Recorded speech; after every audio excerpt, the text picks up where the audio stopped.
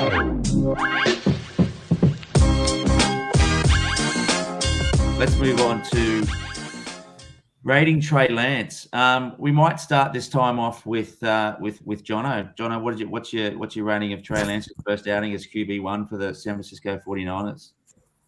Up and down. I like the. I do like his temperament. He doesn't seem to get too flustered, which is good to see. He that throw to Ray McLeod coming across where he laid it over the linebacker, like that was beautiful, and that was something that they were concerned that he couldn't do. That he could all he had was a rocket, and that's all he could throw. But he sat it over that linebacker just out of their reach, and then dropped it in behind, in front of the safety for Ray McLeod to take. That was a beautiful touch. So I liked seeing him push the ball down the field and do those things that I know that I haven't seen the 49ers do for a number of years. And I also enjoyed the fact that I know he's running the ball probably a little bit too much at this point, and he is putting himself in some dangerous situations, but he had enough poise in the pocket to make something out of situations that others have just sort of crumbled up on the ground. So I thought it was a positive start in difficult situation. Yeah, good one. Scotty? I was relatively happy.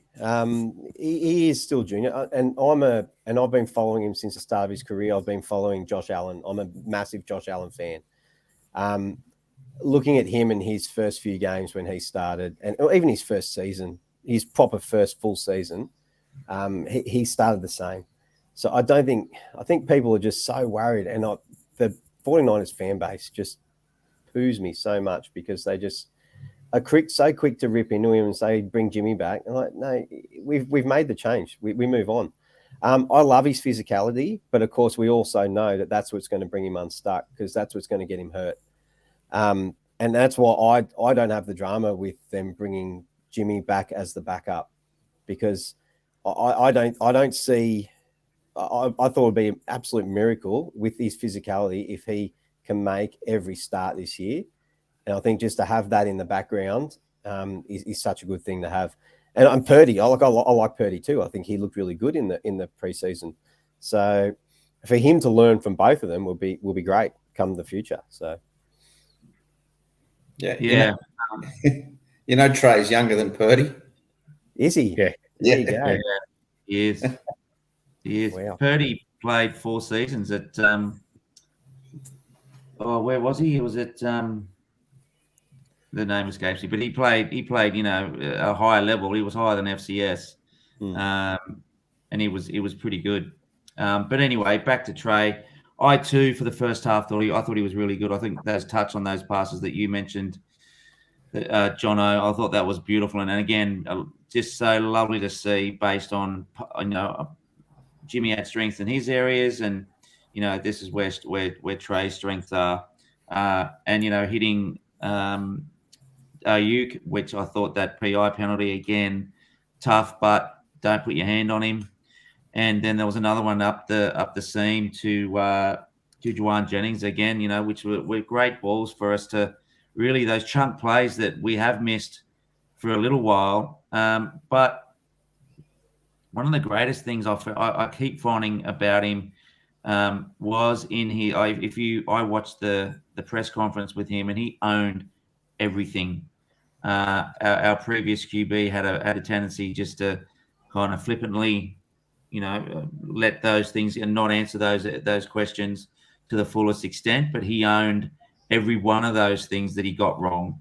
And I think from a perspective of being a leader, perspective of his maturity, and then he would see actually, what's our left tackle? The big fella, Trent, he was watching Trey speak, and they asked him what was it like to see Trey own his mistakes like that, and he said, "Well, that's why they've given him the keys to the franchise, because he's so mature. He's a great leader." So, there's some stuff to clean up. He's got to take what the defense gives him, and I think that was a real good lesson for I think it was Stafford that tried to really get those chunk plays down the field, and he paid for them dearly. But he was poised. When he runs the ball, it almost seems like he's waiting for the break too long. He's not really willing to take the gap or get on the outside zone. It's almost like he wants that power run, which I think he was very used to doing up at North Dakota State. Just getting straight through to the linebackers there. And as you've said, Scotty, if he keeps playing like that and doesn't slide, he'll miss 3 to 4 games this year. And having Jimmy to go back to will help us for sure. What did you think, Rod? Look, I think you boys have summed it up pretty well. For a kid who's 20, is he 21 or 22? Just 22. 22. He's got an incredible head and his shoulders. He sits in there in a presser and just cops all those questions and answers them how you'd expect someone to answer them. I think just picking up on something you said, Scotty, I know, Pete, you might have a different opinion to this, but when they brought Jimmy back, I thought that was a really smart move. I just think, we're a stronger QB room with Jimmy as our number 2, rather than having Nate Sudfeld there. You'd be worried sick if Trey went down and Nate was rolled in, whereas Jimmy just gives you that little bit of added security. So I'm all for that. So good point, Scotty. Does the injury to Dak Prescott put Jimmy on the trade market? I think it.